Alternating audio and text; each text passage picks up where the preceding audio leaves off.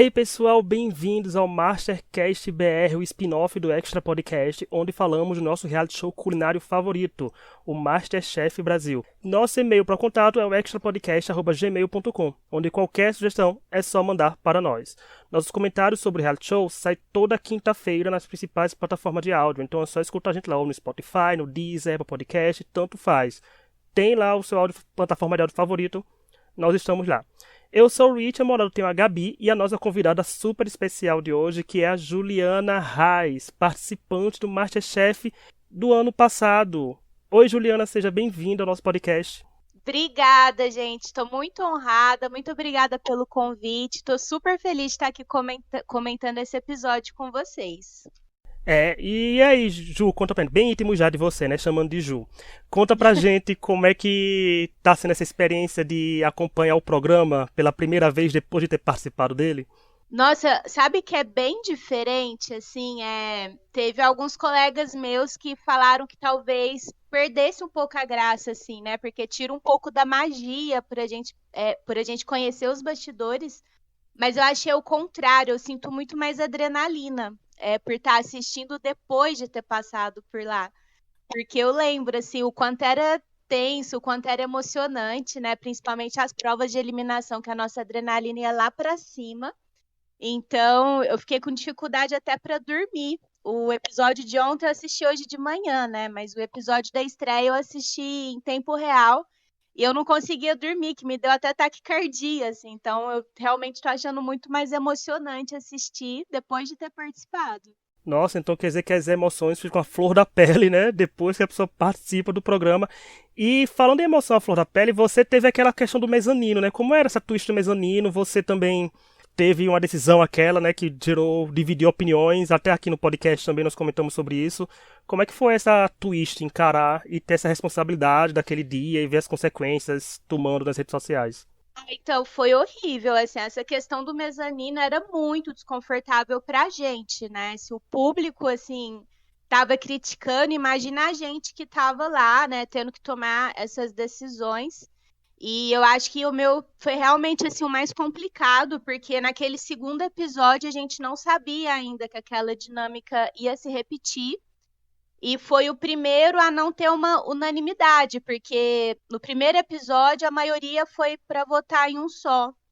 Então acabou acontecendo aquela questão lá que foi horrível para mim. Eu saí da gravação já sabendo que aquilo ia ser muito ruim para mim.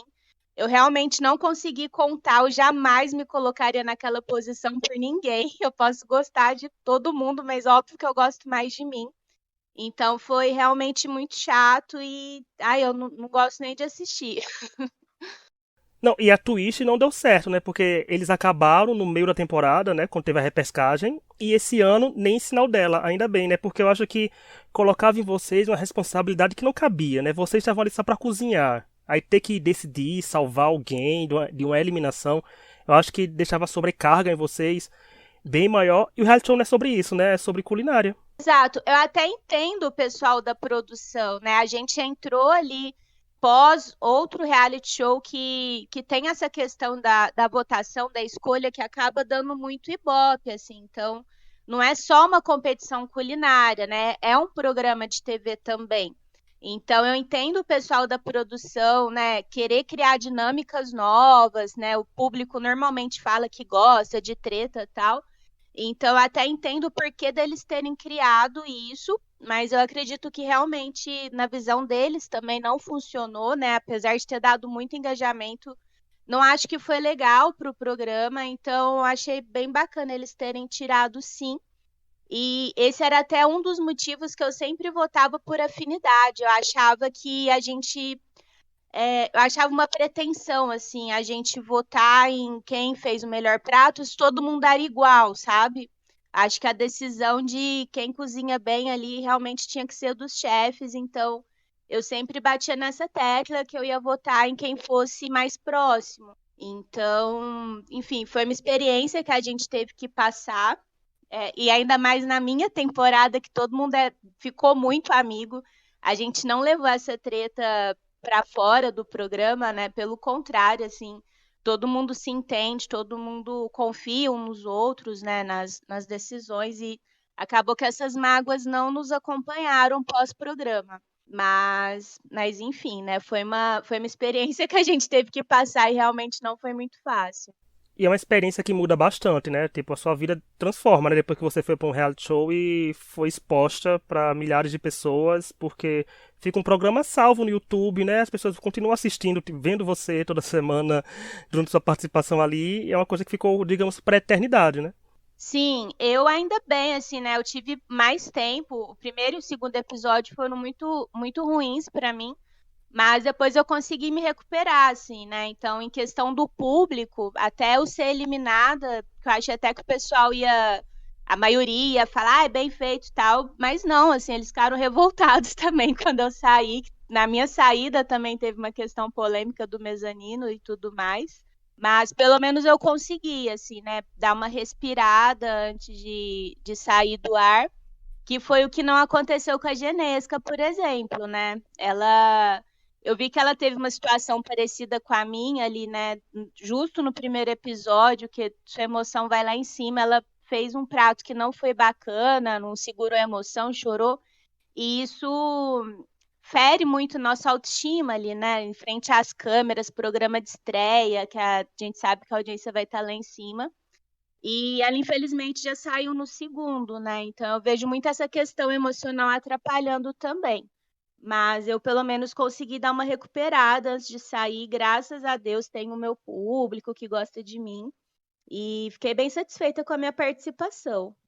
E é curioso, né? A gente falando agora de você ter dividido opiniões na decisão do mezanino e semanas depois ter dividido opiniões também com pessoas querendo que você não tivesse saído, pra ver como reality show é uma caixinha de surpresa. A gente não sabe de nada que vai acontecer, não sabe que uma hora o povo tá amando, outra hora o povo tá odiando, mas que bom que você conseguiu dar a volta por cima e tá com amizade com o pessoal e ter as pessoas que te acompanham, porque é isso que é bem legal, né? O que importa é isso, né? O seu legado que fica, os frutos que você colhe após a participação, né?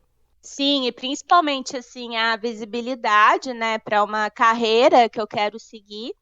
E eu falo que o mais precioso é realmente a amizade com os meninos. Eu dei muita sorte. Eu participei de uma temporada que tem um elenco muito bacana.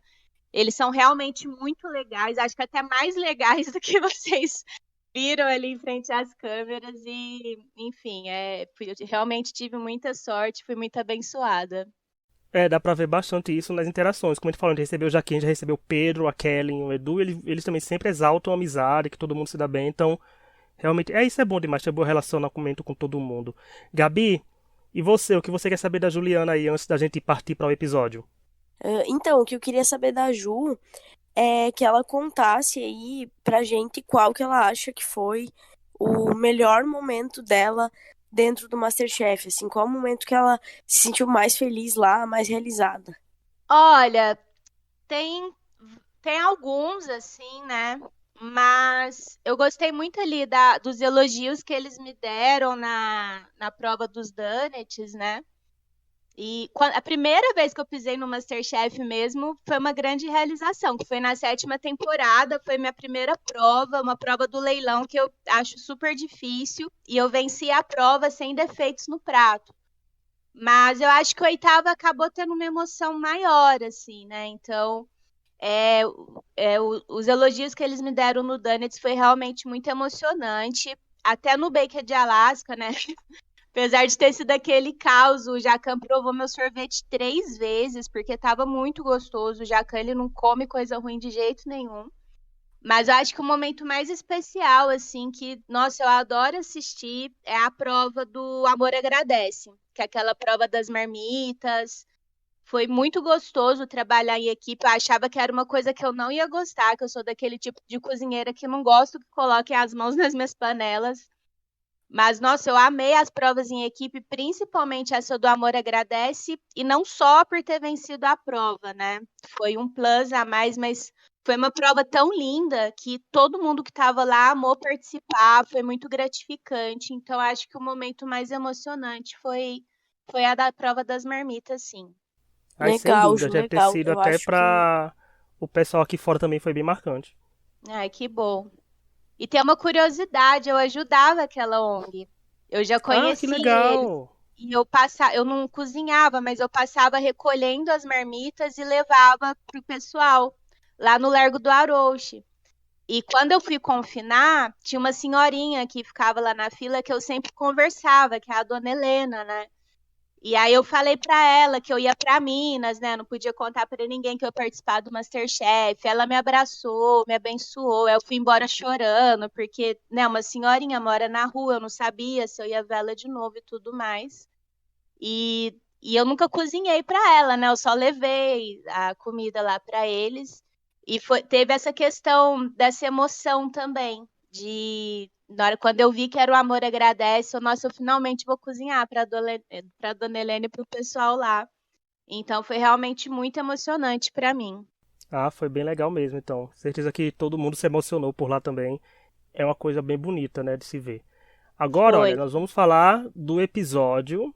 E é bom que a Ju tá aqui com a gente para falar mesmo se ela faria alguma coisa diferente, se ela gostou de alguma avaliação e tal.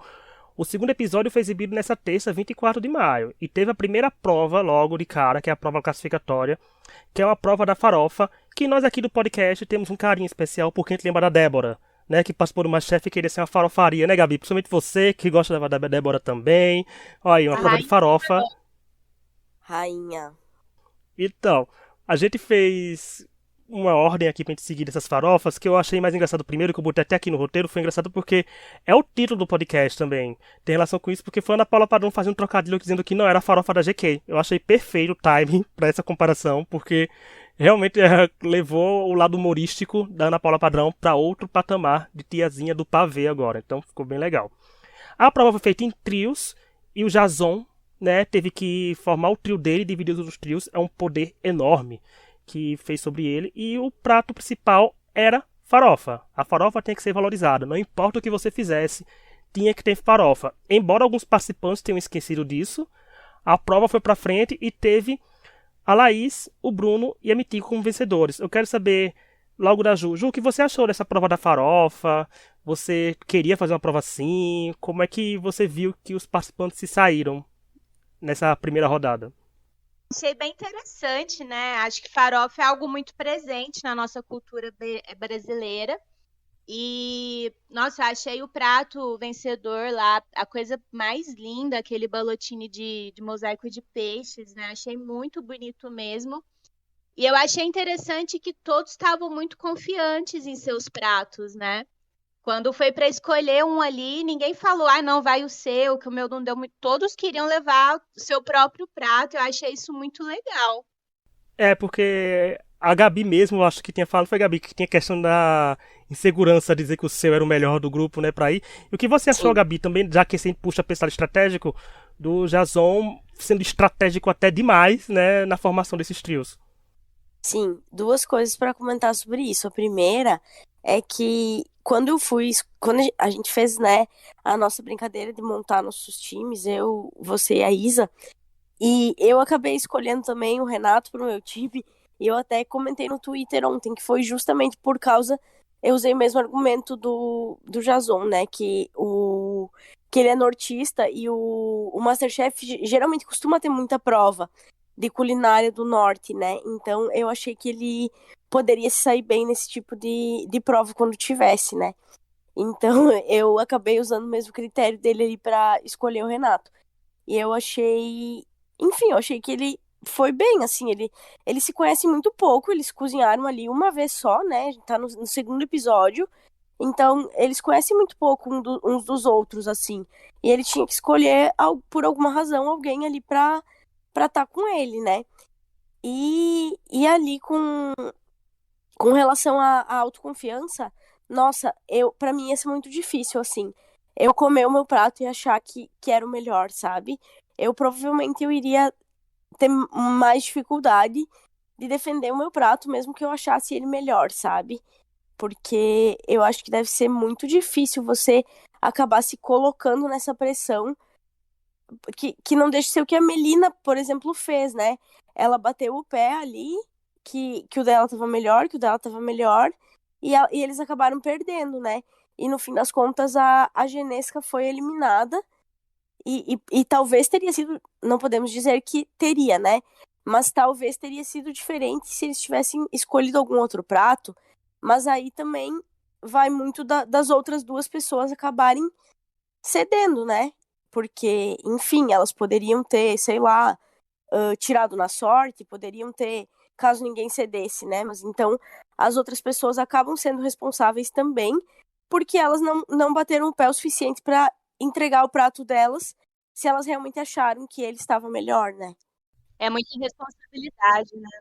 É muita, porque a twist que foi implantada foi a de os três cozinhavam, mas só um ia servir o prato. Ou seja, seu prato ia decidir o destino de outras duas pessoas que talvez não tenham nem tocado em um ingrediente do que está sendo servido.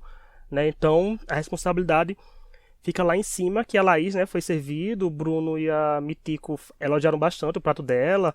Então eu até gostei porque trouxe confiança perante os jurados, né? Os jurados já viram, eles realmente bom, né? Não é que nem a Genesca que chegou dizendo, não, teve uma tretinha. Aí já abala todo mundo. Mas eu gostei que foi bem, eu gostei que até Laís teve um destaque maior nesse episódio. Gostei também que mostrou que ela tem capacidade de surpreender, porque foi um prato extremamente elogiado. E teve altos e baixos no decorrer dos outros participantes, como foi o caso da Genesca, que ficou visivelmente abalada. Eu quero puxar isso porque a Ju falou. Que Ju, você falou isso da Genesca ainda agora, que realmente o emocional fica muito abalado e a Genesca não soube lidar com isso, né? Sim, eu acho que, né, como eu falei, essa questão de você já ir muito mal no primeiro episódio, já, né, se é uma pessoa mais sensível assim, aí fica mais difícil assim de você se recuperar, de você voltar a ter a confiança, né, do que você faz. Ela com certeza cozinha muito bem, senão ela não teria entrado. O processo seletivo é muito rígido, mas eu acho realmente uma pena, assim, quando a pessoa entra no MasterChef e não consegue mostrar, assim, por conta do emocional. Até me identifico, né? Isso acabou me atrapalhando também. Como eu disse, até consegui, né, dar um respiro, dar uma recuperada e tudo mais. Mas a emoção lá, a adrenalina é tão alta que, infelizmente, quando você chega lá, cozinha mal, para você voltar é realmente muito difícil. Eu sinto que foi o que aconteceu com ela. Ela ficou extremamente abalada. Ela tá abalada desde a semana passada, desde a estreia, né, no caso. E ninguém sabia o que fazer, porque já começou com a prova a parte dela, ela não querendo servir uma coisa que tinha farofa direito no prato, né? Então já ficou aquela questão, que ela ficou dizendo, tem farofa? Os outros, não, não tem. Então ficou aquela tretinha, como ela falou. E também foi o É, Renato, foi outro que pensou nisso, né? Que não ia servir com farofa. Ju, você acha que às vezes, você que também estava por lá, ano passado, acha que o ego chega a falar tão mais alto que acaba esquecendo de algum detalhe da prova? Tipo, não fazer um prato com farofa numa prova de farofa é muito complicado. eu não acho que é uma questão de ego. Eu fiquei pensando assim, porque realmente ficou engraçado, né? Porque pra gente aparece, a prova da farofa, olha o tanto de farofa, aí de repente aparece a pessoa, mas tem que ter farofa. Fica assim, engraçado. Mas o que eu acho que possa ter acontecido é que eles entraram lá, falaram, ó, vai ser a prova da farofa e começaram a mostrar os ingredientes. Então, talvez para eles que estavam ali ficou mais focado os ingredientes da farofa do que a farofa em si, sabe? Então, acho que talvez para o público que estava assistindo, essa questão da farofa estava mais gritante do que para eles ali, que, né, já está numa questão de nervosismo, aí vê o ingrediente, acho que na cabeça começa a lembrar as receitas que dá para fazer com aquele ingrediente e acaba esquecendo o primordial, né, que é o tema da prova. Então, não sei, a única explicação assim que eu achei para essa pergunta deles foi essa. E foi um povo tá as animosidades, como diria Carol Conká, esse povo tá um pouco ativado, né? Porque, por exemplo, teve um confessionário no começo, lá do Rafael. Gente, o Rafael, se o Masterchef quiser vilanizar ele, tem um prato cheio. Porque, né, ele dá uns Me- confessionários umas Eles coisas estão ácidas que eu digo, é. eles estão E eles estão afiadíssimos. porque ele falou assim, ele falou que o Fernando se dá mal com todo mundo. Eu falei, gente, segundo episódio, como é que uma pessoa se dá mal com todo mundo? Não se dá bem com ninguém, né? Coisa assim. E fez um grupo com ele. E na hora que o Fernando até falou, foi até mais gentil, o Fernando na hora do Chega aos Jurados, que ele falou que tinha relutado pelo prato dele, mas realmente aceitou que o do Rafael tava bom. A gente fica com aquela pulguinha atrás da orelha, porque foi que nem o Renato no confessionário contestando os jurados, né? Falando que se fosse achava que o prato dele tava melhor e tal. Como é essa questão, Juliane? Você vê que um comentário seu pode ser completamente posto numa ordem que não aconteceu e ter essa proporção, porque vocês contestavam muito entre vocês que tal prato tava melhor realmente e foi outro que ganhou? A temporada era. A gente tinha muita intimidade, assim. Então, as coisas que a gente questionava eram realmente questões, assim. Não virava uma treta, né? Era tudo. Ninguém perguntava para alfinetar, e, né, se alguém questionava alguma coisa, cada um falava a sua opinião e tá tudo bem. Pra gente foi bem tranquilo. Mas pra eles parece que essa parte da treta nessa temporada vai ser bem forte. Embora o Rafael tenha defendido o Fernando no Twitter, você chegou a ver? Cheguei a ver também. Então, achei até bem ambíguo, assim. Então, não entendi bem. Talvez também naquele momento ele estava, né? Não estava tão próximo do Fernando, né? E hoje que já passou algum tempo de gravação, eles já ficaram amigos, eu não entendi muito bem. Mas essa questão dos comentários, eu tinha muito medo, da edição manipular. Eu lembro, por exemplo, por um bom tempo, a minha melhor amiga lá foi a Ana Bettinelli, né? E chegou um dia no depoimento que eu falei: Ah, a Ana tem. Ela parece que é uma menina metida, mas ela tem um coração de ouro, ela não é nada disso, ela é super humilde. Nossa, aí depois eu nem dormi, achando que eles iam cortar, que ia colocar só eu colocando que ela tem cara de metida. Então eu tinha, assim, muito medo. Todos nós tínhamos, mas graças a Deus a edição nunca manipulou nada que eu falei. Mas no caso deles, né, do Rafa, ele falou com todas as frases, assim. Você vê que foi algo que ele quis dizer, não foi alguma brincadeira ali da edição que passou um outro sentido. Então acho que essa temporada vai ter bastante treta, sim.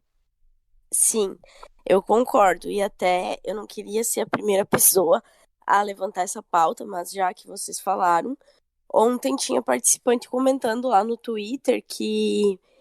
Porque teve um confessionário, acho que do Daniel, comentando, não sei se foi um confessionário ou se foi ali na bancada mesmo que ele comentou, enfim. Mas ele tava falando que. Sobre como. Ah, não, foi acho que para os jurados. Que ele falou sobre como cozinhar bem-humorado faz diferença no resultado da comida, né? E teve participante comentando quando a Genesca foi eliminada que a teoria do Daniel sobre como o humor afetava a comida foi comprovado com o bolo da Genesca, né? Então, assim, um comentário já super ácido ali sobre ela. E aí, algumas outras pessoas responderam ali que nunca tinham visto participante, tipo, com mais cara amarrada. Não, não foram essas palavras usadas, mas eu não vou citar as palavras realmente. Mas, enfim, que nunca tinham visto participante com uma cara mais amarrada que ela. E outros dois participantes da temporada curtiram também. Então, assim, eu acho que ela talvez tenha tido alguns problemas de relacionamento lá mesmo, sabe? E eu acho que, que realmente parece, assim, que ela acabou se deixando levar um pouco pelo nervosismo do programa, sabe? Eu acho que talvez tenha sido difícil para ela lidar com a pressão de estar cozinhando no MasterChef, né? Enfim, eu acho que, apesar disso, assim, pelo pouco que eu sei, ela estava feliz, assim, com a experiência, né? Porque, como eu já comentei no episódio passado, ela é conhecida da minha mãe e acho que ela ficou feliz com a experiência apesar disso, né? Eu acho que ela pode ter ficado um pouco nervosa ali com a questão toda do programa e o fato de ter ido mal na primeira semana pode ter pesado também, como a Ju comentou. E eu acho que ela já foi de novo cozinhar com o emocional abalado por ter, entre aspas, perdido o debate com a Melina e o. Esqueci o nome, que estava ali no trio com eles. Então eu acho que, de certa forma, o emocional acabou pesando bastante, assim, pra Genesca, sabe? Mas eu gostaria de ter a oportunidade de ver ela mostrar um pouco mais, assim, não só esse lado, sabe? Mas assim, eu vi que ela deletou o Instagram dela, né? Eu fui mandar uma mensagem pra ela, eu vi que desde a semana passada o Instagram dela tá deletado. Eu fiquei até preocupada. Pedi até pra algum dos meninos mandar meu número pra ela, se ela quisesse conversar e tudo mais. Mas eu vi muitos deles, assim, falando muito bem dela, sabe? Então, que nos bastidores ela é uma fofa. Então, não sei, assim, talvez. o problema de relacionamento talvez exista entre um ou outro, né? Mas não no grupo, assim, de uma forma geral. Eu confesso que eu nem tinha visto que ela tinha desativado o Instagram, e eu busquei agora rapidinho aqui enquanto tu falava, e eu encontrei o perfil, só eu não sei se talvez tenha algum outro perfil dela, mas enfim, também o que a minha mãe tinha comentado ali era antes da estreia, e eu acho que até a Ju vai poder comentar um pouco mais sobre isso, como deve ser bem pesado você se ver assim. E aí entra muito do que a gente falou durante bastante tempo, né? Na temporada passada aqui, que a temporada passada a gente não teve vilões, né? Então a gente não tinha a edição vilanizando ninguém, mesmo com as twists difíceis, assim. E essa temporada, por exemplo, eu senti que ela teve uma edição pesada, tanto no primeiro episódio quanto no de ontem, assim, sabe?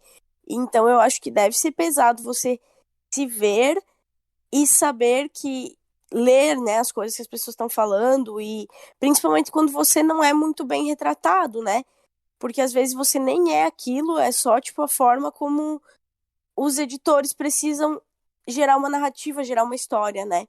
Então eu acho que talvez seja um pouco diferente como as pessoas se sentem antes do programa ir ao ar do que sobre a experiência do MasterChef, né? Do que depois quando ele começa a ir pro ar e as pessoas começam a ter as suas opiniões sobre, né?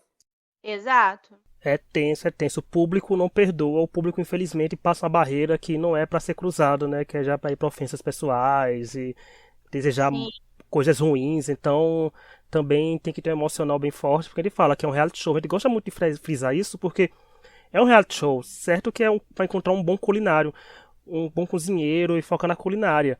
Mas é um programa que precisa ser vendido pro público, sabe? O brasileiro se acostuma com aquela novela, né? Como o Gabi falou, vilão, tem que ter mocinho, tem que ser aquela pessoa que a gente torce pra dar a volta por cima e ficar bem, tem que ter aquela pessoa que a gente torce e dizer, ah, não, aquela pessoa tem que ser eliminada, sabe? Então, o programa precisa ser vendido, né? Assim, como uma novela pra gente, já que a gente é, como eu falei, a gente é aquele Big Brother, o Big Brother impregnou isso na gente já faz 22 temporadas, então o MasterChef tenta se adequar a isso, mas nem todo mundo consegue. E como a Gabi falou que eles estão vilanizando, tem a mini prova, que a mini prova agora são bem duelos, né? Porque teve a Adelaide, teve que foi escolhida pelo grupo vencedor, que ela pôde desafiar alguém do seu próprio grupo, ou seja, isso já é uma tentativa de criar uma pequena rixa. E ela tentou escolher, tentou se salvar, como ela falou, indo contra a Larissa, que até o Daniel falou que é por ele ser forte, talvez, ela escolheu a Larissa pra Larissa talvez ser fraca, e deu certo porque a Adelaide foi classificada. Essas mini provas são bem interessantes, né, Ju? Porque são 20 minutos, mas é uma decisão que você tem que tomar na hora, são pratos que tem que ser feitos rápidos e é muito complicado. Sim, eu cheguei a participar de uma, né? Foi uma prova de massa, também bem parecida com a delas, né? Mas foi da Cátia e o Pepe. E é bem emocionante, assim, também não chega a ser a mesma emoção, a mesma adrenalina de uma prova de eliminação, mas eu acho bem interessante, sim, principalmente quando é de sabor, assim, eu acho bem legal. Embora eu não tenha participado, acho bem bacana de assistir. É.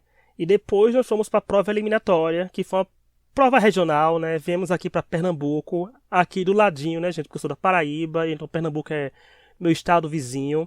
E Ai, teve bolo de rolo, né? Bolo de rolo, nossa querida amiga Gabi sabe quem é, a Larissa, deve ter feito festa se assistiu o episódio do Masterchef ontem, porque ela Sim. adora bolo de rolo, é a cara dela. Beijo, Larissa, se estiver ouvindo a gente. Inclusive, quando eu comi bolo de rolo foi um presente da Lá.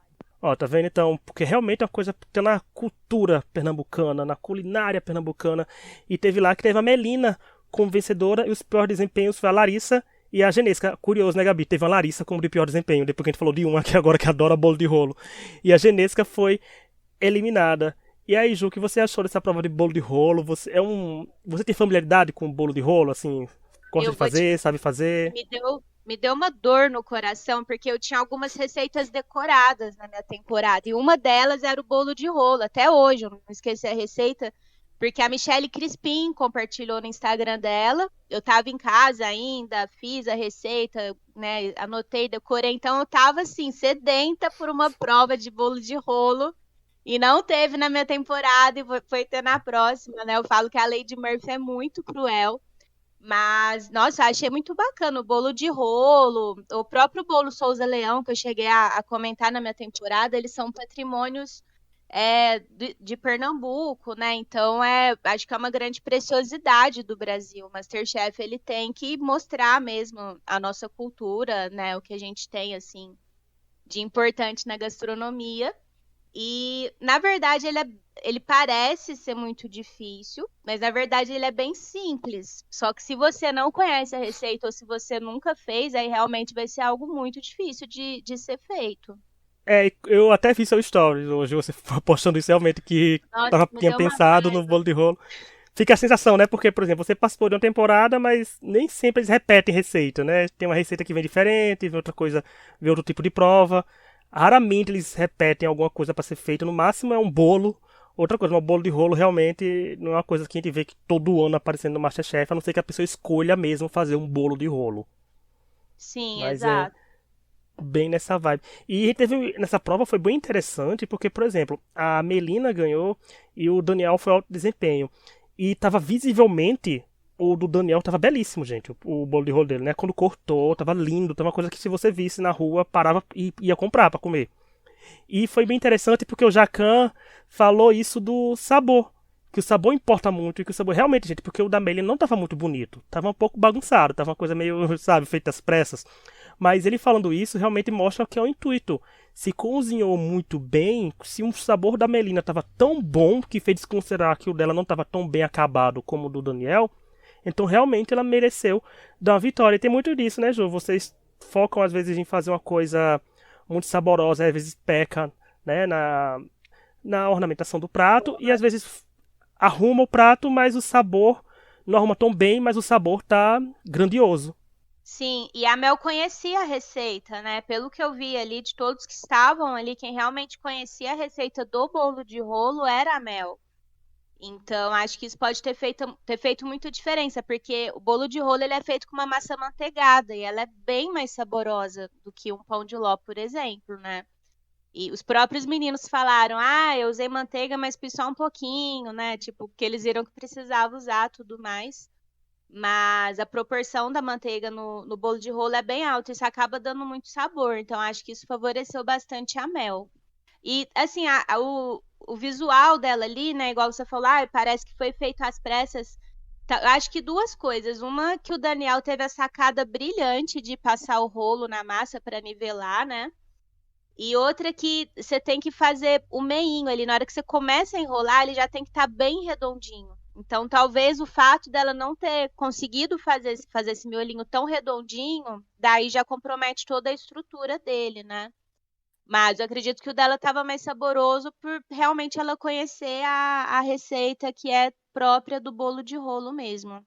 É bem interessante. E você, Gabi, o que achou dessa prova e da vitória da Melina? E quando eu tava assistindo, né, e vendo ali o drama do pessoal que só sabia fazer pão de ló, eu fiquei pensando o que que eu faria se estivesse no lugar. Se eu não soubesse a receita, mas eu soubesse a receita, uma receita similar, parecida, porém eu visse ali que tinha a manteiga, né? E os próprios jurados ali falando com eles sobre a necessidade de colocar manteiga, se eu colocaria ou se eu iria, tipo, por uma receita mais segura que eu sabia o que fazer, né?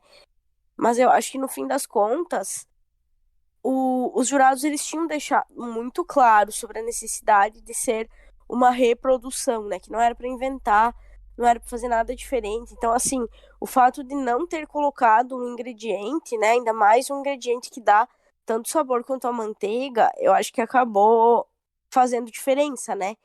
Porque talvez tenha sido isso que diferenciou entre servir simplesmente um bolo qualquer enrolado com goiabada do que o bolo de rolo mesmo, sabe? Então eu acho que acabou sendo ali o mais acertado a se fazer, sabe? Porque infelizmente ela não seguiu o passo a passo da receita, mesmo quando ela tinha sido orientada sobre isso, né? Porque o Jacan foi na bancada dela, foi o Jacan ou o Fogaça, não me lembro.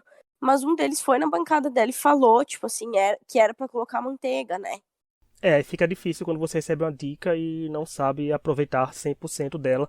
Mas como a gente falou o episódio inteiro, a Genesca foi eliminada. E a gente citou várias coisas que podem ter sido a decaída dela no programa, né?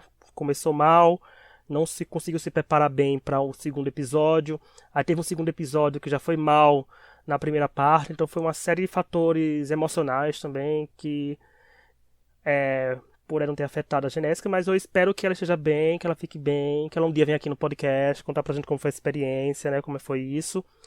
E passando já para uma partezinha que a gente tem nova agora, que é o destaque da semana. Semana, como a Isa tá no hiato, gente, que a Isa volta logo, como ela tá no hiato, tem eu e Gabi. Pra eu e Gabi a gente não ficar tentando dizer quem vai ser o destaque, a gente tá trazendo um cada. E os escolhidos da gente foi a Melina e a Adelaide, pelo fator que eu acho que eles realmente se destacaram, mas não no sentido de comentaristas do episódio. Por mais que a Melina eu vi que ganhou mais confessionados essa semana. Foi porque a Adelaide me chamou a atenção porque ela parecia mais contida. E ela se soltou, ela se sobressaiu, eu vi um lado humorado dela nos confessionários, sabe aquela mãozinha que ela bate no coração, bem a Celinha de tomar lá da cá, sabe? Pegou a identificação na hora. E ela faz isso também, ela cita muito a culinária de mãe. E se lembra, Gabi, que tem uma participante que já chegou a vir aqui nesse podcast, que era vendida como a culinária de mãe, chegou até ir pra final, que foi a Lorena Daisy. E por mais que ela tenha dito que não tenha sido vendido como culinária de mãe, tá aí uma pessoa que é vendida. E eu acho que falta isso, né, Gabi? Mas e uma coisa que a Melina também tem, uma culinária mais acessível da gente. Teve gente como a gente que tá cozinhando umas comidas boas, dando um up. Tanto que a dica pra Adelaide foi dar um up nela, né, levar um nível Masterchef, mas são comidas que a gente diz, olha, a gente pode fazer em casa, né? Porque do Maranhão, por exemplo, tem acesso a camarão com facilidade. Então, são coisas que a gente pode ficar pensando assim, seria legal participantes que fazem comidas também mais simples ganhando o Masterchef, porque o Masterchef já está culturalmente, né, na vida do brasileiro. O brasileiro já posta uma foto e bota a hashtag, olha, Masterchef Brasil. Então acho bem interessante isso. E você, Gabi, o que tem a falar da Adelaide e da Melina, que são nossas destaques da semana? Sim, eu acho que a Melina merece aí a posição de destaque, né, por ter, pela segunda semana consecutiva, conseguido se destacar ali, e acho que também pelo turning point, pela reviravolta que ela conseguiu dentro do próprio episódio, né? Que ela acabou sendo meio que uma das responsáveis pela derrota da equipe na primeira prova, e ela acabou conseguindo ali segurar o emocional, né? E eu acho que outra coisa bem importante, que eu particularmente acredito que é muito importante para um competidor no MasterChef, é repertório, né? E ela mostrou que ela tinha repertório, porque pelo menos o que a edição nos mostrou é que ela era a única pessoa que conhecia a receita de bolo de rolo e que sabia fazer. Claro, né? Teve outros ali que ficaram muito bons, tipo do Daniel, mas a única pessoa que afirmou que sabia a receita e que fez ali como deveria ser feito foi ela, né? Então acho que ela merece destaque positivo por isso. E a Adelaide, eu acho que tu citou super bem, assim, as razões pelas quais ela mereceu o destaque. Eu tinha achado ela um pouco apagada no primeiro episódio, e nesse ela acabou crescendo bem, assim. E teve ali também a vitória na mini prova, né, por 3 votos a 0 ali. Cozinhou bem na primeira prova também. Então acho que ela mereceu aí também esse destaque, né? Eu acho que uma pessoa que acabou ficando um pouco mais apagada, assim, foi o Rafael, né? E aí, que a gente tinha destacado bem na semana anterior. E aí, uma escolha da edição que me chamou a atenção foi eles focarem tanto na questão ali dele com a Genesca no primeiro episódio, pra Genesca já sair no segundo, sabe? Então, assim, eu particularmente fiquei um pouco confusa com essa escolha, porque pra mim, a partir de agora, não tá muito claro pra mim qual o caminho, qual a narrativa que a temporada vai seguir a partir de agora, assim, sabe? Então eu confesso que eu fiquei um pouco confusa com relação a isso. E outros participantes que não foram escolhidos, não se preocupem, gente. Pode ser destaque semana que vem. Quem sabe a Laís? A Laís quase foi uma escolha minha, porque a Laís, né, apareceu mais. E o engraçado é que quando eu falo nomes que eu vou ficar com dificuldade de pronunciar. Não sei se é Adelaide ou se é Adelaide. A Paraskevi eu já escrevo acentuando. E o Jason também, porque seria Jason, Paraskevi, sabe? Seria bem assim falar. E você, Ju, nesses 2 episódios, quem você acha que são aquelas pessoas que é pra gente ficar de olho, que digam, elas podem surpreender muito ainda daqui pro final do programa? Olha, eu vou falar os que conquistaram meu coração, assim, né? Eu de cara gostei muito do Fernando, eu acho ele muito autêntico, eu adoro pessoas autênticas e eu me identifico com as fofinhas, assim, né? Que é a Laís e a Larissa. Então, eu tô torcendo bastante por eles, mas tem vários que eu gosto, assim, né? A própria Mel, que vocês estavam citando, o Daniel parece ser muito bacana, ele inclusive lembra muito o André da minha temporada, né? Então, não fisicamente, mas o jeitão dele, assim, divertido, alegre, pra cima. Então, acho que esses, assim, são pessoas que eu tô torcendo bastante. E, né, entre esses que eu falei, eu acho que quem teve o destaque maior talvez tenha sido a Laís e o Daniel, né? Mas são esses que eu tô torcendo, que eu gostei bastante. Falando em destaque, nós temos a volta do nosso Parte dos Confessionários, porque o Léo Botelho, que gravou com ele aqui semana passada, ele começou a contar e ele às vezes assiste no dia, às vezes no dia seguinte, e às vezes, gente, pode ter semana que o confessionário não venha. Mas ele conseguiu fazer a contagem do confessionário da semana passada e dessa, e essa ele passou pouco tempo antes de começar a gravação e eu consegui encaixar aqui no roteiro. Por exemplo, o top 3 do episódio 2, que foi quem narrou mais, porque os confessionários são toda vez que você dá um confessionário para os produtores, ele bota aquele trechinho seu, a gente conta como um confessionário. Ou seja, olha lá, como a Ju falou do destaque do Daniel, o Daniel foi o que narrou mais o segundo episódio, ele deu 23 confessionários, a Larissa deu 22, e a Edileide e a Genésica deram 21, formando o top 4 da semana. Os três menos que comentaram, que a gente assim, não viu nada na salinha deles, nada, foi o Bruno, o Mário e a Mitico, gente. Foram 0 confessionários, ou seja, estão bem caladinhos. E às vezes não quer dizer nada, que a Daphne ficou caladinha há bastante tempo, mas olha, foi top 4. Então muita coisa pode acontecer no meio da temporada, as pessoas ganharem mais destaque. Até agora, com 2 episódios no ar, as pessoas que mais estão narrando essa temporada são, em primeiro lugar, o Daniel, com 38 confessionários, o Rafael com 36 e o Fernando e a Melina estão empatados com 29. As pessoas que menos estão narrando o episódio até agora são o Bruno, com 11 confessionários, e o Mário e a Mitico, com 1 confessionário cada. Gabi, já dá para ter uma ideia assim, de narradores, porque confessionário é questão, como a gente sempre fala, né? Nem todo mundo é um Eduardo Prado da vida, que nasceu com uma câmera e um pau de selfie na mão, aquele menino, que sabe desenrolar nas câmeras. Sensacional, mas dá pra ter atenção, né, Gabi, de quem tá se encaminhando aí pra narrar a temporada pra gente?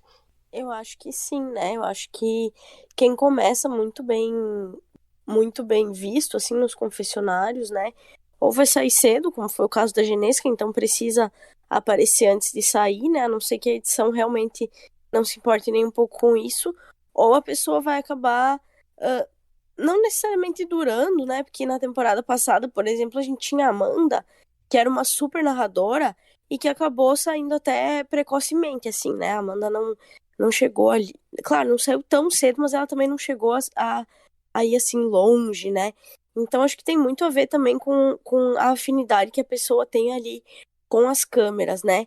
E agora, quem de fato não apareceu até agora, né? Eu acho que é muito difícil que acabe se estabelecendo assim muito, né? Porque a gente pega ali, principalmente uma pessoa como a Paraskevi, que poderia ter, tipo, toda uma história interessante para contar, né? E ainda assim ela apareceu tão pouco, sabe? Entendi. Ju, e como é essa experiência de gravar esses confessionários? Porque vocês não gravam na hora da prova, vocês gravam um tempo depois. Então, como é a sensação de reviver a prova e ter que explicar dentro das câmeras o que aconteceu? Bom, isso quem tá falando é você, não sou eu. Vamos deixar claro aqui, posso contar como é. Mas eu acho que assim, né? Às vezes o pessoal na minha temporada, né, falava muito do Edu, a própria Amanda e a Ana também, eu vi alguns comentários de só eles que falam, tal. Mas eu acho que isso vai depender muito da espontaneidade do participante. Se o participante chegar lá no confessionário, começar a falar coisas legais, coisas engraçadas, coisas que o público vai rir, o programa vai usar. Então, acho que a questão é mais essa, assim. Não acho que é a produção que escolhe, vamos mostrar mais esse aqui. Eu acho que o participante entrega o que a produção quer e a produção pega e usa. Então, acho que a questão é mais essa. E é basicamente isso. É, porque realmente tem gente que tem um talento nato pras câmeras, né? Consegue falar e realmente, se a produção Exato. precisa de um comentário engraçado pra aquela prova, ele vê, ó, qual desses 15 participantes aqui deram um comentário que é bem engraçado pra prova. Se alguém deu, vai aparecer. Né? Então realmente eles procuram, tipo, qual participante chorou vendo essa prova? Vamos procurar quem tá chorando, sabe? Então é realmente isso, é construção do que os participantes entregaram, sabe? Você entregou coisas engraçadas, se for cenas engraçadas vai aparecer.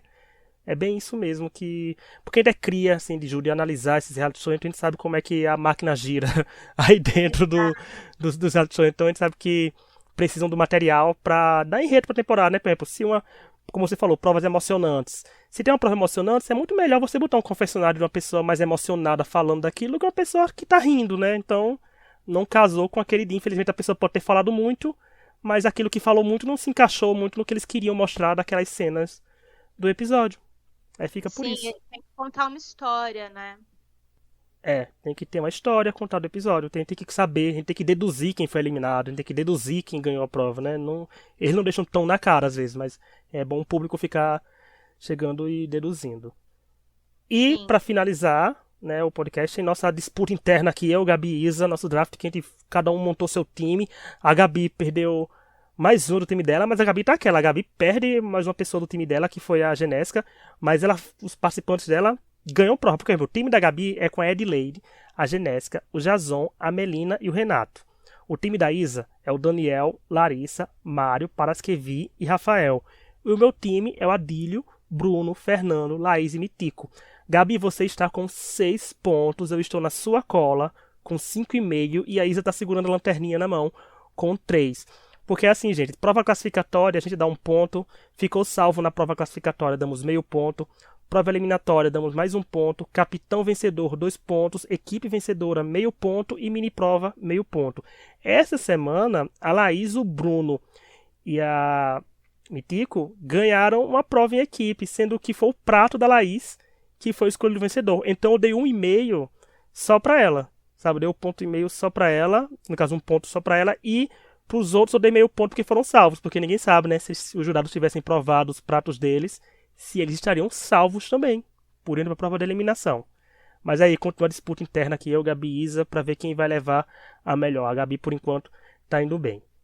Mas é isso, gente. Tá chegando ao fim de mais um episódio. Eu queria agradecer, Ju, muito obrigada pela sua participação. Você é maravilhosa mesmo, você é muito carinhosa, como é a Branca de Neve, né, do MasterChef Brasil.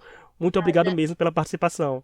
Obrigada pelo convite, adorei estar aqui com vocês. E é isso, bora acompanhar essa temporada, porque, desculpa, gente, MasterChef, melhor programa da TV brasileira, quem concorda respira, sou fã mesmo. E vou continuar acompanhando vocês. Obrigada pelo convite de coração. Obrigada, gente, vão Ju. seguir a Ju nas redes sociais dela, que ela tá comentando o programa, ela traz receitas, traz tudo. Então vou lá seguir a Ju pra acompanhar ela também durante o MasterChef e pós-MasterChef também, gente. Porque, né, tá todo mundo aí nas redes sociais.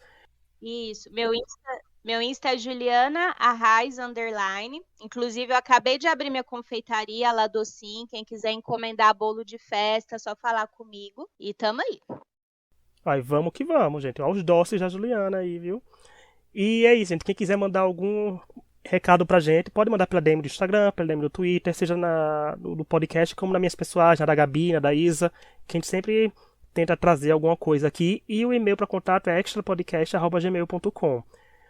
Todo sábado, gente, tem episódio do No Limite, porque aqui a gente respira reality show e tá sempre comentando reality show. Eu concordo com a Ju, é um dos melhores reality shows do Brasil, sim, o MasterChef. Ano passado teve um dos melhores casts do... Não é porque vocês são legais com a gente, não, mas porque teve um cast muito bom no passado. Merecia um reconhecimento bem maior do que já teve, porque realmente o nível foi outro, o carisma dos participantes, foi tudo sensacional. E tava Nós tudo muito éramos bom de acompanhar. atos também, né? Cada um de nós muito dentro ali das nossas personalidades. Eu acho que isso ajuda bastante também na construção de um casting. A pessoa que fez um cast do MasterChef ano passado, gente, devia ter recebido um aumento dos bons nesse final do ano, né? Porque foi um escolhido a dedo realmente cada um. Mas é isso. Nos vemos semana que vem e até o próximo episódio. Tchau. Tchau. Até mais. Tchau.